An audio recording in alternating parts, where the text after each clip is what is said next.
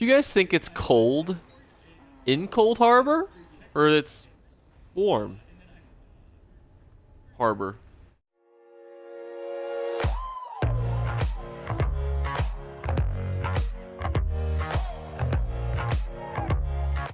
What's going on, YouTube? It's the weekend. It's the second video of the day. I'm probably starting all sorts of controversy in the YouTube algorithm by uploading twice in one day, but I collapsed yesterday very early in the day because of a long work day, so please bear with me. So, starting off, we are going over the luxury vendor inside of the Cold Harbor Hollow City to go over the items in here. And you can see that there is definitely a theme.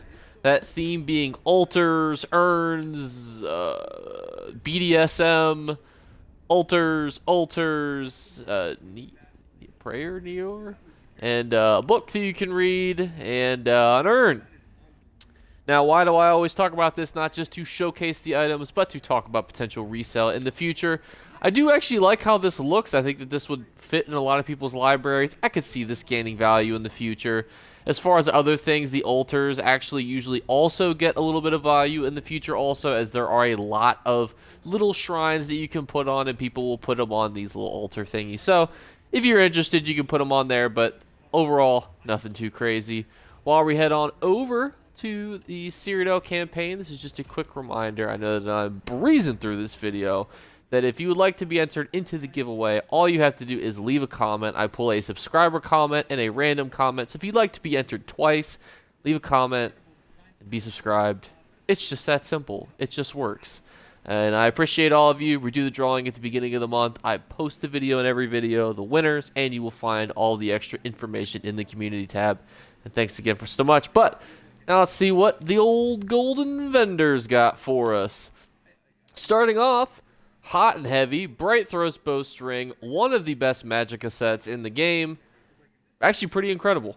I personally do not use this on my Magicka characters just because I do like the 2, the 3, but I don't know if I need any more Magicka recovery. You're also limited to using drinks, but there's definitely a lot of value in this. There's a lot of Magicka users who use this, and this can be easily built in with some of the Warden builds, the Mag Wardens that are being used. So definitely a great pickup if you're interested in money.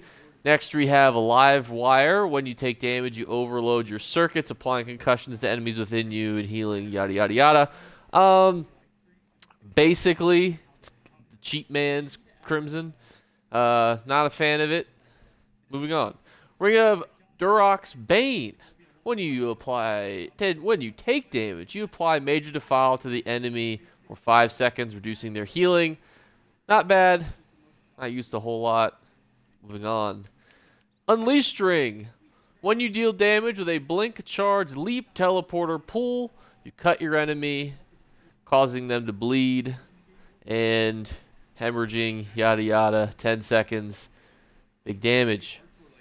So bleed damage on paper, I feel like looks a lot better than it is. And I do know people who have used this set, but I just personally am not a fan of it. I do think that there is definitely some stam, sorcerer usage for this. There's definitely some other uses for this. And there's definitely ways you can build this into like a stam Nightblade or something as well. For me, it's just you'd have to build your whole build around using this, and I think if you're doing that, I just feel like there's better ways that you could build a gank build with something better than bleed damage. Bogdan, the Night Flames Arm Cops. So we are back with shoulders. So this does not technically matter where the actual dungeon is from because you can just buy these with keys. When you heal yourself or an ally, you have a 20% chance to summon a totem for 6 seconds that heals you and your allies within 5 meters. So Bogdan is good. Do I suggest it? It's okay. There's not very many healing monster sets. The only complaint that I have about sets like Bogdan is that it doesn't apply a buff to anybody. It does have great uptime, has a great heal, especially if you're built for a healer. Personally, however, I don't think it's as essential to pick up as some of the other ones like Earthgore, but it is still a great set if you're looking into getting a healer. And if you already have the helmet for it, there's nothing wrong with picking up the shoulders. Then we have Stonekeeper's Arms. And Stonekeepers is interesting. We'll talk about the second piece. When you block, you gain an energy charge. When you get 6 charges, blah, blah, blah, blah, blah. This is a great set. Great set for tanking. As you can imagine, one of the most common themes that tanks run into, especially more so I feel in 4-man dungeons, is you're constantly running out of resources. The easiest way around that is by using both a magicka and stamina block. What does that mean? It means that you have a magicka ice staff, so you block using your magicka as a tank, then you switch to your sword and shield, then you block with stamina. So having something that can recuperate both of those resources for you and heal you a little bit is definitely not too shabby. But something I really like about this, and that's totally overlooked, is that this is one of the best one-piece sets in the game too, because it basically gives you stam, magicka, and health. So this is one of the #1 sets that I suggest when you're getting into PvP, because a lot of times you'll be using a mythical, and what does that mean? Well, it means you need a one-piece set. This comes also traded if you buy it with AP with impenetrable, so it has the trait that you need. And you can see currently I am using Swarm Mothers because I feel like I get enough health through the Gaze of Sithis. But if I wanted to switch out of the Gaze of Sithis, which gives me a ton of health but prevents me from blocking, I would switch into Stonekeepers, either through the mask or through the shoulders. And having the shoulders here as a purchasable item is absolutely phenomenal. I definitely think that you need to get these shoulders because it's going to save you keys. You could use it for PvE, you could use it for PvP, and it goes really well with anything that's going to be using it. It goes well with werewolves who need to use those 3 pools. It goes well with any magicka PvP character because you're going to need stamina, magicka, and health. So I know this is an obtuse way to say that this is like a great 1-piece and 2-piece, but I really just wanted to highlight this for you guys. So I definitely suggest this for you guys, even though it is from, like, technically it is an easier dungeon. It's been out for a long time, but not everyone has it. So, take this opportunity and head on down here and get it. Now, which size I actually should suggest, because that's actually an important piece to kind of consider here, because you can get it heavy, light, or medium. So, which one would I suggest? Now, if you remember, there is a little silly Billy passive here that I always want you guys to be able to fully utilize.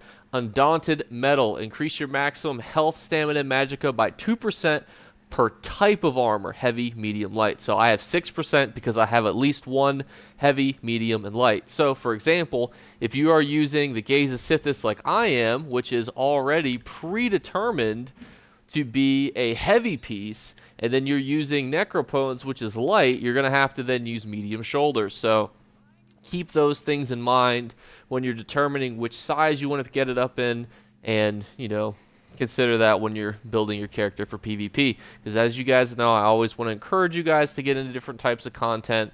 I may not be the most reliable source of information, but if I could do nothing else, I at least really want to just push you guys, to do everything you can. And as you can see, Joker stating in the chat, one of those new shrines is brand new, so maybe, this is going to be a good item going forward. As you know, these items that you see in the luxury furnishing vendor, you see them once, and they come back like a year later. But let me know what you guys think in the comments below. Will you be using any of these items? Are you going to consider using any of these items? What do you think?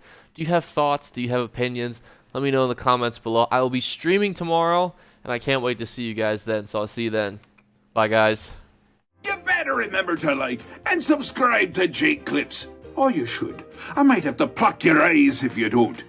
Or, better yet, I'll skip rope with your entrails. Do it now. Subscribe. Ta-ta. Off with you. Thank you for sticking past the outro. I won't keep you too long because this is the second video for today, but just know that I appreciate you. So, don't know what else to say, but please come to the live stream tomorrow. I definitely enjoy talking to all y'all. I hope this video wasn't too long and me rambling about a specific one-piece set, but I really like to encourage people, to build and do different types of things. So hopefully I don't get reamed in the comments too badly, but I guess we'll find out. So, all right, thanks. Love y'all. Peace.